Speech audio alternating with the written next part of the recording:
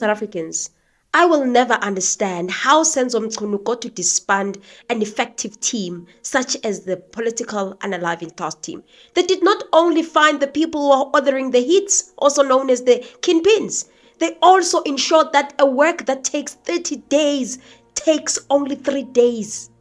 You get the ballistic report within 3 days. Not only that, they ensured that their work is effective to a point that one weapon, one firearm can be linked to a lot of unresolved cases.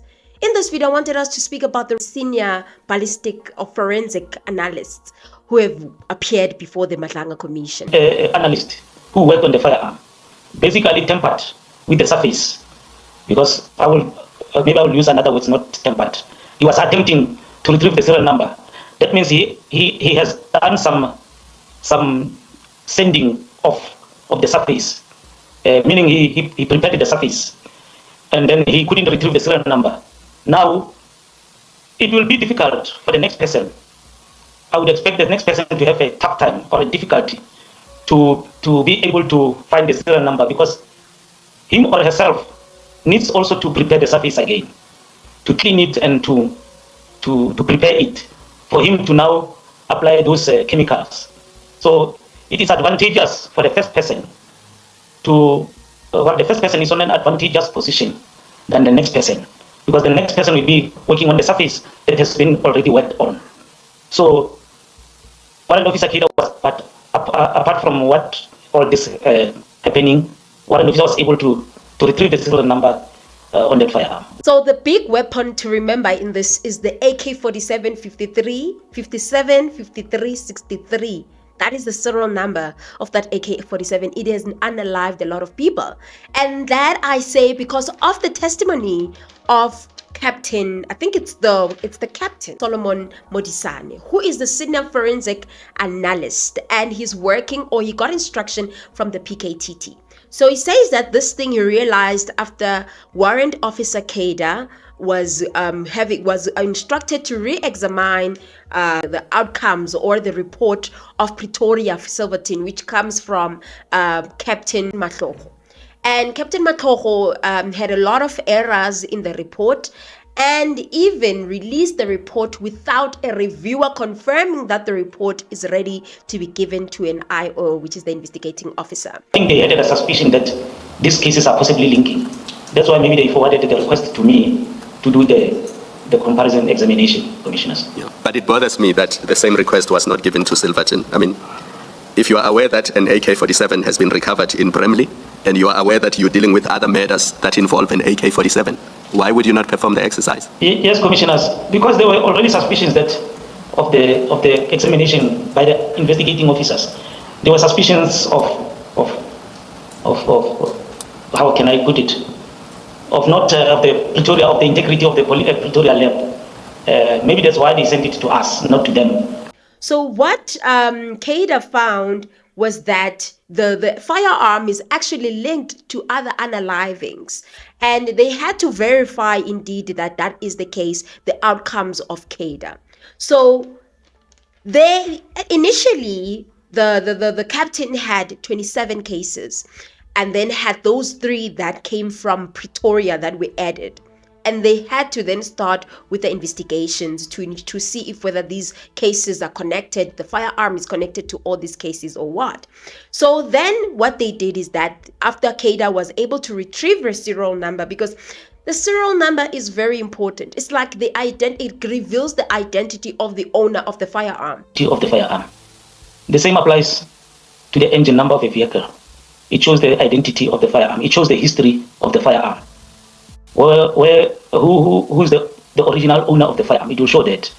It will also show that if the firearm was robbed from the owner would have opened the case. If the owner was murdered, the case could have been opened.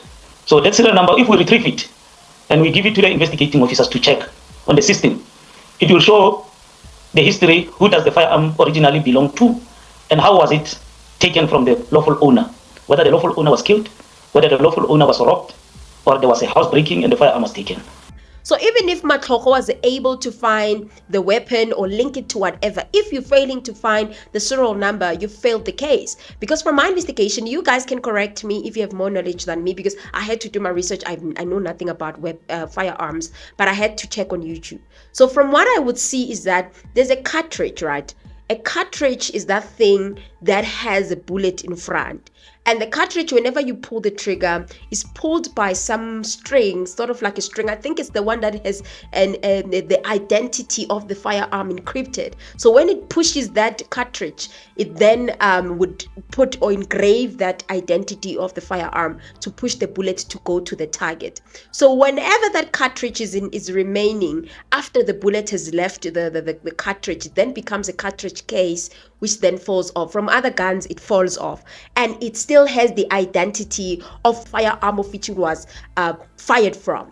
So that's what is happening here. So if you're getting the serial number of the firearm, you found the identity of the person. Even if you can link it to many people, if you fail to find the serial number, how can you be able to find the person whom this firearm belongs to? So that's one of the mistakes that were, or tampering that was done by MAKGOTLOE, because I feel like MAKGOTLOE has been in this work. There is no way that this man can say it's an error. He knew what he was doing. So clearly, we have to wait for his testimony. There's just a lot of questions. For example, how did he get so many errors? Why did he fail to even go to the final reviewer, for finality before releasing the report to the IO? There's just a lot of mistakes that or tampering that this MAKGOTLOE person, Captain MAKGOTLOE, has done.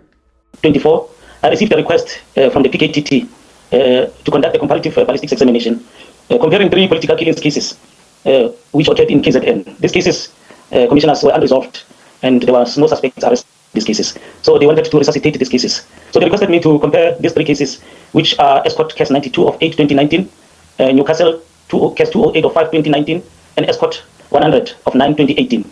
I was requested to compare these cases with the number of cases that were given to me by the investigators of the PKTT. These cases were 27 in total from Pretoria.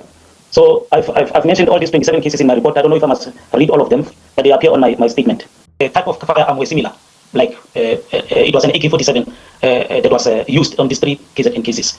Also on the 27 cases, all 27 cases that are collected in Pretoria, the AK-47 was used on those cases. And then after they've linked this firearm, which is the AK-47, to many other unalivings, including the unaliving that happened in Sandton of DJ Somebody, the unaliving of Orlando, which involves Don Tindleni, as well as DJ Ventos, as well as the unaliving of Armand Swart. When case 149 of 4/2024, and Sandton case 398 of 11/2022, together with 2 Orlando cases, which are Orlando case 220 of 3/2022 and Orlando case 93 of 2/2023. In Bramley case 149, commissioners, these are firearms that were confiscated from the suspects, in possession of the suspects. And in Sandton 398 of 11/2022, it was a matter of DJ Somebody together with his 2 bodyguards. And Orlando case 220, it was a matter of DJ Windows. And Orlando case 93 was the matter of Mr. Don Tindleni. Because I had to locate especially the Bramley case, I had to locate it because already Sandton case and 2 Orlando cases were in my possession. I know that I have them. So I had to locate the Bramley case 149 of 4/2024.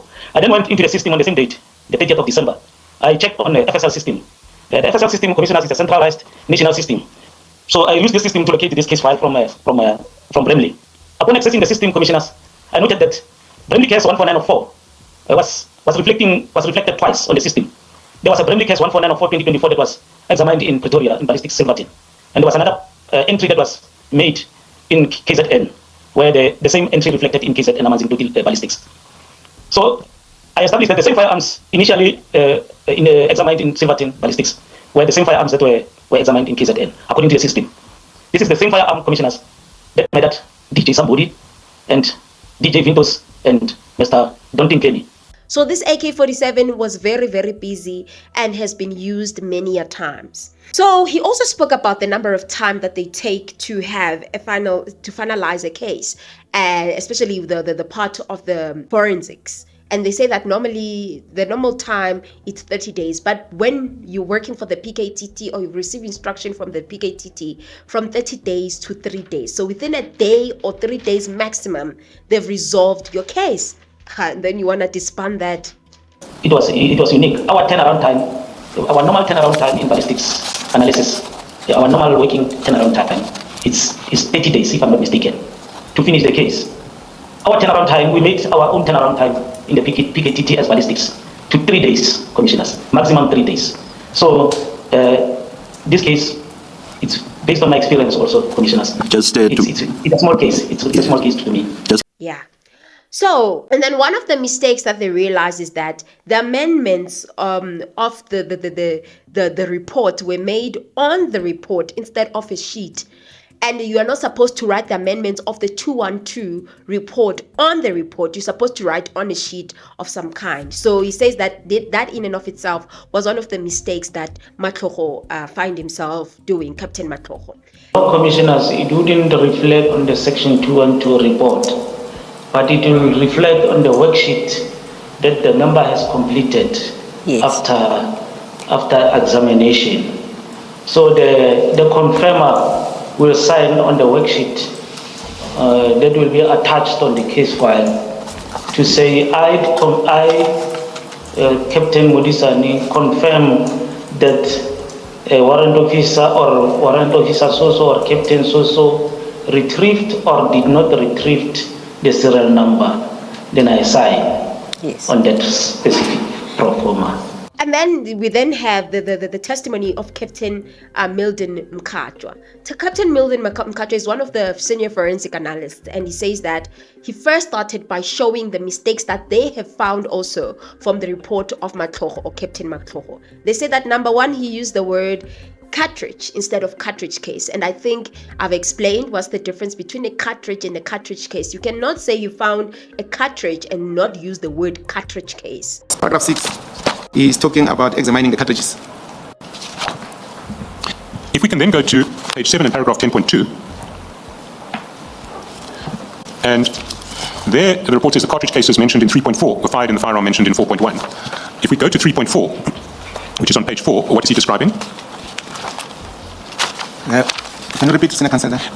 What was the captain describing in paragraph 3.4 on page 4? He is describing the bullet cores, as I've explained in the first, what is the core. But these cores are of 7.62, which means it's of AK-47 type. And so when he refers to cartridge cases in 10.2, that's an error. That's an error. So that in and of itself is one of the mistakes. And then secondly, he spoke about dates. If you guys remember also my video yesterday, I spoke about dates that they wrote March instead of May. And that is one of the mistakes, because if you guys remember that they had to file a supplementary affidavit or supplementary document to fix the error that was found by the reviewer when MAKGOTLOE took the report to the reviewer first attempt. And he just took a page and replaced the other page, and that had a wrong date. Instead of March, it wrote May. Those references to March must also be an error, because the captain only received this evidence bag on the 24th of May. So it should be May, not March. That's correct, Commissioners. We look at the date of the second report. We see a new problem, which is the second report is dated 22 May 2024. But it had to have been, the affidavit had to have been signed at a later date than 24 May 2024. Because, well, for one thing, the review of the very first version of the document only took place on the 6th of June. We saw from that review report. Yeah, correct. The date was supposed to be different. Can I ask you, is it common practice, if one looks at the change that was made in 10.2, to make a change as it were, to put in a replacement page, as opposed to just filing a supplementary that identifies the error and corrects it? Commissioners, I think the procedure is that you have to make a supplementary report. And in a supplementary report, you are going to point the mistakes that you are correcting from the original report. So it's not consistent with procedure just to correct the report in the document and put in a replacement page? No, it's not. And apart from anything else, doing that, it gives incorrectly backdates your replacement to 24 May 2024, because it doesn't flag the fact that your replacement page is put in at a date after 24 May 2024. Yes. But the second error is that the whole point about a supplementary is to highlight that there was a mistake and that you have corrected it. That's correct. If you do this version of rewriting your affidavit and backdating it to the date of the original affidavit, you are concealing the fact that you made a mistake and have now corrected it to the reader who only has this document. Yes, commissioners, because at the end of the day, that report that you have rectified needs to go to the IO. So if you rectify it using the backdated one and you don't give it to the IO, it is going to expose you, because the IO will be having an affidavit or a report that will have mistakes that were corrected on the affidavit that we're having on your file. And which affidavit is the affidavit likely to go to court? The affidavit that is going to court is the affidavit that has been collected already by the IO.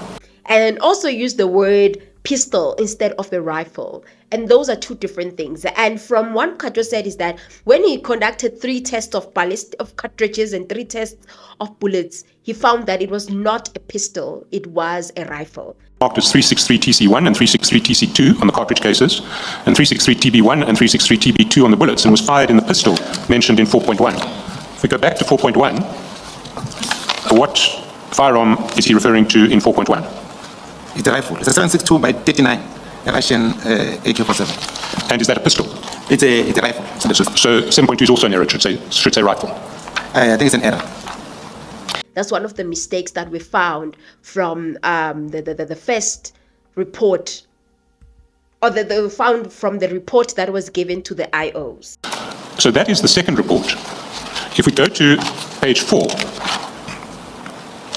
we see that first error of the date of the case number, Bramley case 140/04. I think it's page 12. Page 12, I apologize, yes. That second error has not been corrected in the second report. That's correct. If we go to page 13, paragraph 4.13, we see that the error in relation to the description of a cartridge as a cartridge case was not corrected in the report. But we've seen from the supplementary report that we addressed with Brigadier MAKGOTLOE yesterday that there was a supplementary that identified this error, said it was an error and corrected it. That's correct, but I have not seen the supplementary. But you haven't seen the supplementary? No. I have never seen it, but I think it's in this case file. It's in? I think it's in one of these case files. It would be in the Bramley case file. Okay. But in any event, we saw it from Brigadier MAKGOTLOE yesterday in the non-conformance report. Brigadier Mkabela, yes. Sorry, Brigadier Mkabela. So that's the thing. This guy didn't care about reviewing. He only cared about just ensuring that the report goes out. Or maybe he realized that whenever he takes it to review, the review will say, bro, you've made this and this mistake, and then you have to go back. That will make him to be busted. So he didn't want to be busted. He wanted to remain pushing his mandate of ensuring that he sabotages the case of the NPA. The paragraph so and so, it means that you have to go and rectify the mistake on that paragraph. And when you are done, you have to take the case file back to the reviewer so that the reviewer can check as to whether what she requested that you must do, you have done it. And that's why there, it looks like there's a second. If you wanted to sabotage the report, you could make all sorts of changes from the copy that you gave to the reviewer in the first instance and hand an amended report to the IO. Yeah, that is possible, commissioners, because when the reviewer gave you the case file and said, go and rectify 1, 2, you have to go and rectify. After rectifying, you must take it back to that reviewer. That reviewer is responsible to take the case file to IBs or to the archives and to take that report to case admin for disposal purposes. So if it goes back to the examiner and the examiner rectify and then take it to the IO, then the reviewer now don't know as to whether the report was rectified or not. Even if you have made some changes, the reviewer will not know because the affidavit or the report was not brought back to him or her. Each and every report has to be reviewed before it gets out of the lab. So the reviewer would have done the review to check the correctness of the report. The reviewer, commissioners, if I may also state, does not change anything on the report or the results that the analyst has done or has noted on the report. All what the reviewer checks is the mistakes, the errors, the spelling.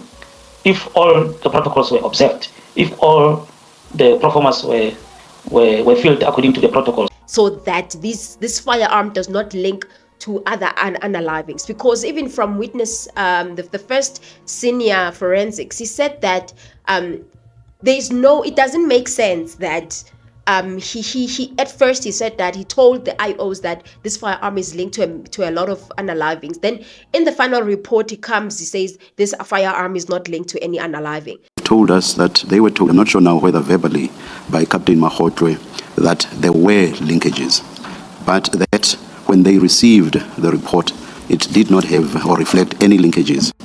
So what I find strange is that Captain MAKGOTLOE would have spoken to them about linkages when no request for linkages had been made. Do you want to comment on that? If I may comment on that, Commissioners, if indeed they received that information from Captain MAKGOTLOE, to me it suggests that somehow Captain MAKGOTLOE maybe might have had something from someone that these firearms are linked to other cases.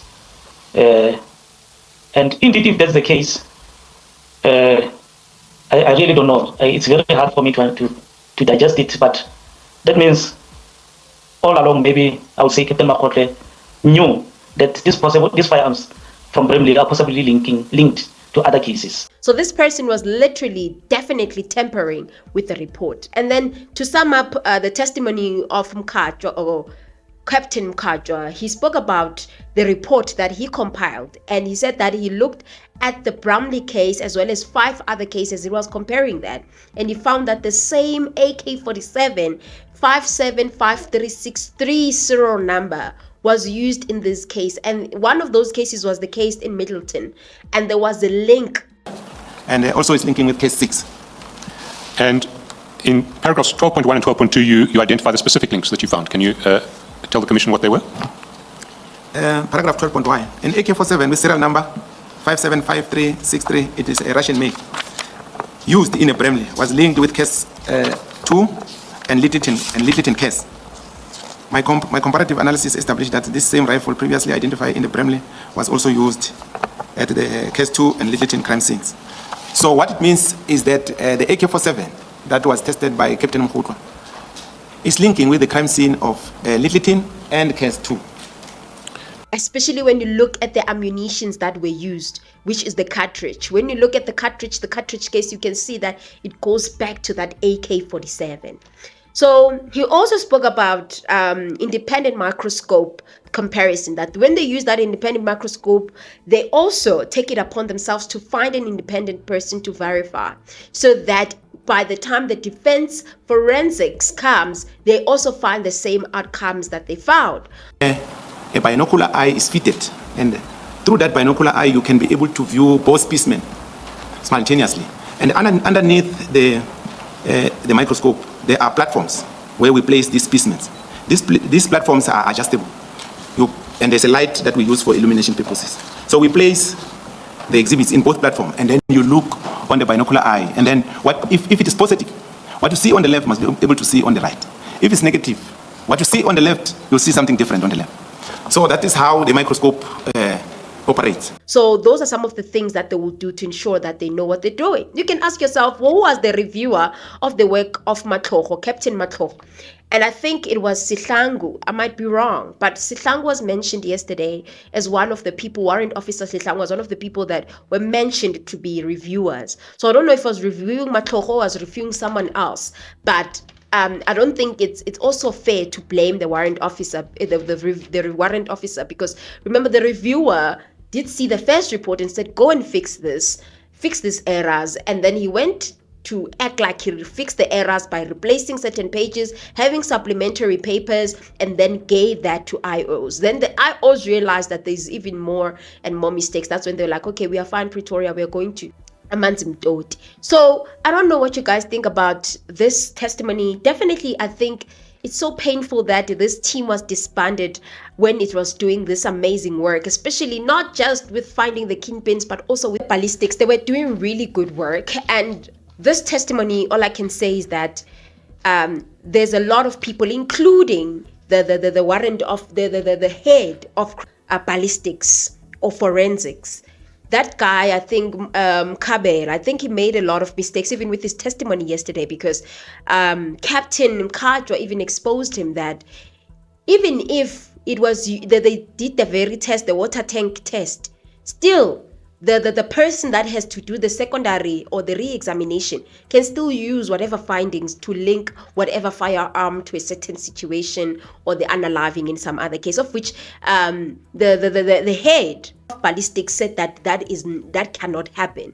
If I understood Captain Kavela correctly, he said that to do a proper test, you must fire yourself, that is, fire into the tank, and use what you have fired. And he said something like to use someone else's test bullets and test cartridges would not be proper because you aren't quite sure of the circumstances relating to how that other person did the shooting or firing. I hope, again, that my recollection is correct. Commissioners, what is happening is that when a firearm is brought to the laboratory, the person that is going to be assigned to examine that firearm will test that firearm. And the tests are going to be put on that case file. One of the tests will be sent to IBIS just to be put on the database. But the tests that are on the case file, any comparison with other cases, because the firearm now will be sent back to the station, and then from the station will be sent for destruction. So if an IO said, please compare this case with this firearm, he's not necessarily saying that you must go back and look for that firearm. He's saying that you must compare it with the tests that has been made when the firearm was initially brought to the laboratory. So it is incorrect. It is incorrect what he said, if he did say that. Meaning the person who was at the scene who did that testing is the one that can be able to find or link whatever firearm to whatever. So he lied because this guy came and said, no, I think that doesn't work like that. We still can work on the findings of MAKGOTLOE and find different things from what MAKGOTLOE found. So this is just goes to show you the how captured this system is and the people who are in the system, from the head to even these captains who are senior forensics officers or analysts. They also are as corrupt, and they are pushing this narrative to ensure that, okay, even if a firearm can be linked to many cases, but it should not be found whom this firearm belongs to. And that's what MAKGOTLOE did. And also confusing the NPA or confusing the case by using certain words so that this case can prolong, trying to fix the defects, not understanding what the defense is or what the NPA is doing or the prosecutor. So this was really, and such things, they buy you time, and they're prolonging this whole situation. The ballistics don't have time. Already there's 29,000 firearms in the offices of these forensic analysts, and you ask yourself, how many of those weapons go out, unalive people, and go back to the lab? If such people can be this corrupt, there's a lot of such situations, I assume, where they take his weapon, unalive people, then go back there. It's just so painful. Hence, other cases remain unresolved. Angazi, guys, what do you guys think about these analysts, where they were disproving the head? What are you guys ready for MAKGOTLOE? And what do you think is going to be his defense? I just think that they're busted, and he should just tell the truth as to what happened. But I assume that he will use the same excuse that was used by the head of ballistics, which is to say that, no, it was just an error. It was just an innocent error. But the question remains, if it was just an innocent error, why didn't you take the whole thing to the reviewer? Because before it can be given back to the IO, the reviewer has to check the errors and tell you, okay, you've made another error here, you've made another error. Who gave him the power to go and release without even the reviewer saying, okay, everything is all right, everything is okay? Because if he's done that, it comes with the defense that the reviewer said, okay, then it's not just him who's in the wrong. Even the reviewer himself should account as to how did they allow such a report with so many mistakes be given to the IOs and go prosecute whatever person, only to find out that whatever that is in the report doesn't link to this case whatsoever. There must be an independent person whom I'm going to give the very same file and say, now go and do verification examination on this. So that person, if what I've done, say for instance, I said I got positive, he must come with positive.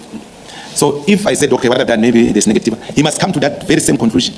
And our results or our findings, even an independent experts from outside ballistics, must come to the very same conclusion. And it happens time and again, especially in cases then they used to challenge us and say, no, we need the case file. We have our own ballistics expert. We are going to give it to them, but we're not just going to give the file to them. We will be with them. Then they will have their own mic, and then they are going to do a microscopic examination. They must come to the very same conclusion. They being the accused persons. No, Who are just- they that are asking for No, their own? The defense usually have their own ballistics expert. Yes. So that person, when he's given the very same file, that person must come to the same conclusion that we came to. Yes. I don't know what you guys think. Please comment your thoughts. Thank you. Thank God for PKTT. We thank God for structures like PKTT. They are very effective. I just don't understand why they are tempted to disband such an effective platform that allows justice in all forms. How many cases would have now been resolved if Senzo Mchunu didn't try to disband? Nonetheless, guys, let me see you on my comment section, and I'll see you on my next upload. Bye.